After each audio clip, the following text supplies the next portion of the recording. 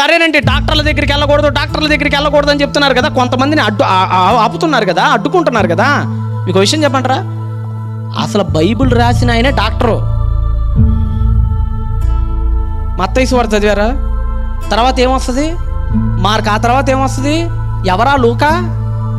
Doctor. నువ్వేమో doctor దగ్గరికి వెళ్ళకూడదని చెప్తున్నావాయా? అసలు బైబిల్ రాసిన ఆయనే డాక్టరు, ప్రపంచంలో టాప్ 5లో ఒకడాయన.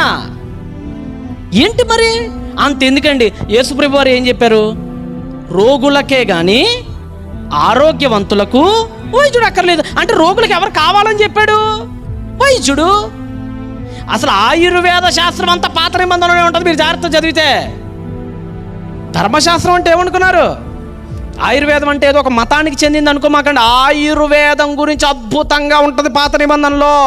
ఒక కుష్టు రోగుడికి ఎలా హీల్ చేయాలి, హిస్సోపు మొక్కని ఎలా కలపాలి, హోమ భస్మంలో ఎలా మిళితం చేయాలి, ఆ లేపనాన్ని ఎలా రాయాలి, పారే నీళ్ళని ఎలా చల్లాలి, ప్రతి ఒక్క ఆయుర్వేదం గురించి బైబిల్లో అద్భుతమైన వివరణ ఉంది. మీరు చదవాలే కానీ స్టన్ అయిపోతారు అసలు బైబిల్ని సరిగ్గా.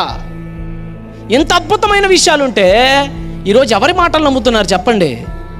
ఎవరో ఒక ఆయన వచ్చేసి స్వస్థతలు చేసేసేయంగానే బైబిల్ని పక్కనెట్టేసి మాకు సంబంధం లేదని వెళ్ళిపోయి అదే నిజం అనుకోని నమ్ముకుపోయి ఏదో ఒక రోజు మోసపోతావు. బైబిల్ బాగా చెప్పేవాడి దగ్గరికి వెళ్ళండి. రోగాలు ఈరోజు వస్తాయి, రేపు పొద్దున పోతాయండి. సరే, రోగం తగ్గిందండి, చావు నుంచి ఎవరైనా తప్పించుకోగలరా అండి? అది ఆ మార్గం చూడండి.